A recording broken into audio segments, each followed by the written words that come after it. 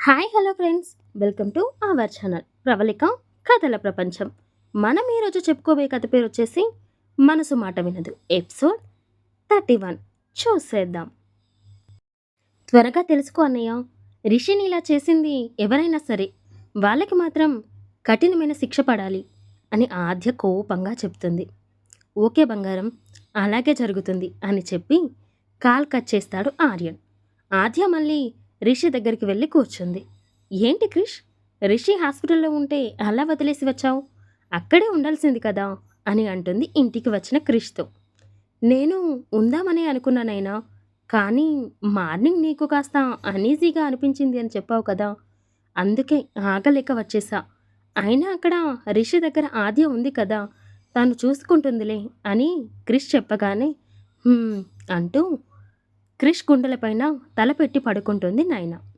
Sir, వాడు ఎక్కడ ఉన్నాడో తెలిసిపోయింది. ఇప్పుడు ఏం చేయమంటారు? మీరు అక్కడే ఉండి అతన్ని వాచ్ చేస్తూ ఉండండి.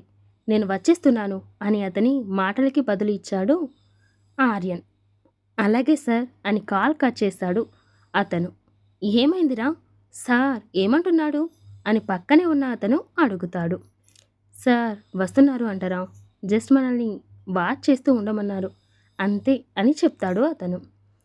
నైట్ 10 అవుతున్నా సరే ఆ రోడ్స్ అన్నీ ఇంకా బిజీగానే ఉన్నాయి.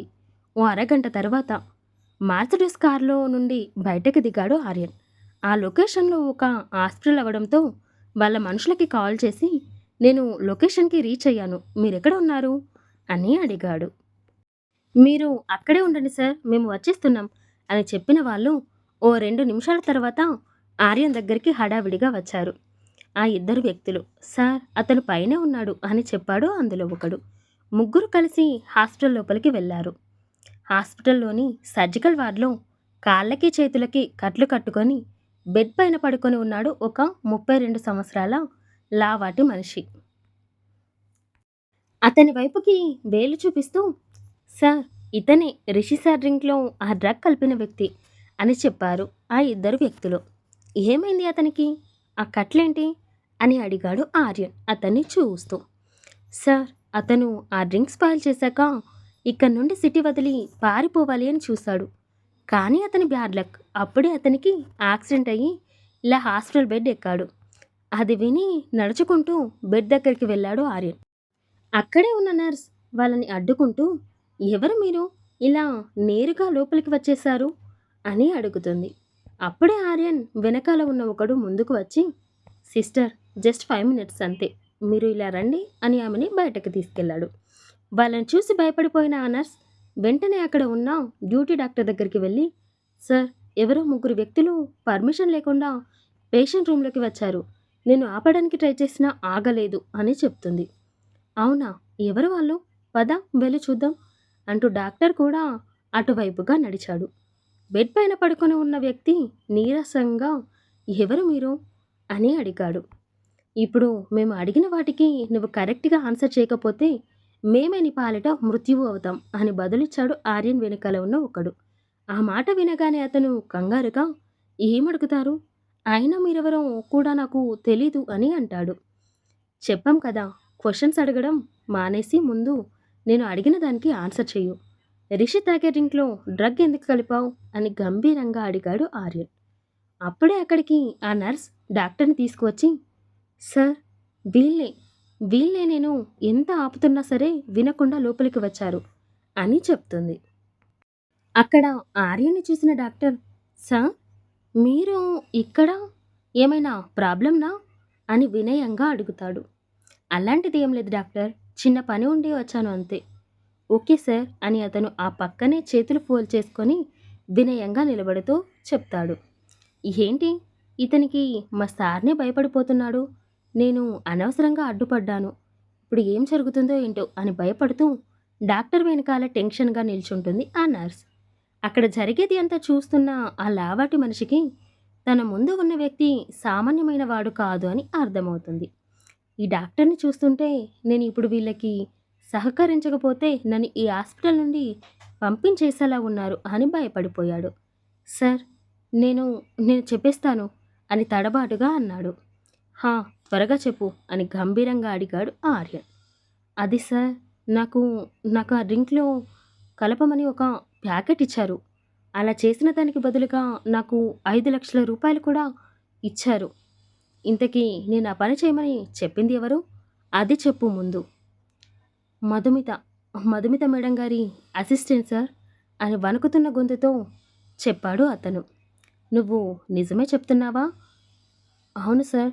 తనే. తను నాకు డబ్బులు ఇచ్చి రిషి సార్‌కి ఆ పౌడర్ కలిపిన ఆ జ్యూస్ ఇవ్వమని చెప్పింది. నేను కూడా డబ్బులకి ఆశపడి అలా చేశాను అని తలదించుకొని చెప్పాడు ఆ మనిషి. ఆ మాటలు విన్నాక ఆర్యన్ ఆ వ్యక్తి చెంపపైన ఒక్కటి లాగి పెడతాడు. ఆ దెబ్బకి అతనికి చుక్కలు కనిపించాయి. కళ్ళు బైర్లు కమ్మాయి. అతను కాస్త తేరుకున్నాక డబ్బు కోసం ఎలాంటి పనైనా చేసేస్తావా? ఒకవేళ ఆ డ్రింక్ తాగాక రిషికి ఏమైనా అవుతుందేమో, అప్పుడు నిన్నే తీసుకెళ్ళి జైల్లో కూర్చోపెడతారు అని నీకు తెలీదా? అని అడిగాడు. Sir, sorry sir. సార్, ఈ విషయాన్ని పోలీసులకి అస్సలు చెప్పకండి సార్ అంటూ బతిమిలాడాడు ఆ లావాటి మనిషి. "హ్మ్, నువ్వు చేసిన దానికి నీకు ఆ దేవుడే నాకంటే ముందుగా శిక్ష విధించాడు. ఇకనైనా కాస్త బుద్ధిగా బ్రతుకు" అని చెప్పేసి అక్కడి నుండి బయటికి నడిచాడు ఆర్యన్. అతని వెనకాలే ఆ ఇద్దరు మనుషులు, ఆయన డాక్టర్ ఇంకా నర్స్ వచ్చారు.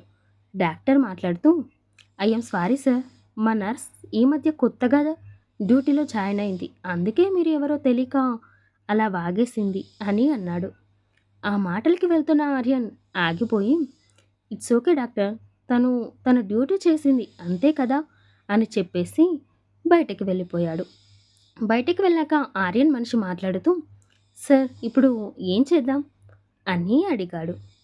మీ మనుషులకి ఇన్ఫామ్ చేసి పెట్టండి.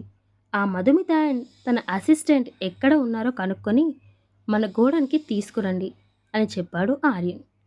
Okay sir. ఓకే. ఇప్పుడు నేను వెళ్తున్నాను అని చెప్పేసి తన మెర్సిడెస్ కార్‌లో అక్కడి నుండి వెళ్ళిపోయాడు ఆర్యన్. ఉదయం లేవగానే వెంటనే రెడీ అయ్యి హాస్పిటల్‌కి బయలుదేరాడు క్రిష్. క్రిష్ వెళ్ళే వరకి ఆద్య రిషికి టిఫిన్ తినిపిస్తూ ఉంది. రిషి, ఇప్పుడు ఎలా ఫీల్ అవుతున్నావు అని అడుగుతూ లోపలికి నడిచాడు క్రిష్. హాయ్ క్రిష్, ఇప్పుడు పర్లేదు, బాగానే ఉన్నాను అని నవ్వుతూ బదిలిచ్చాడు రిషి.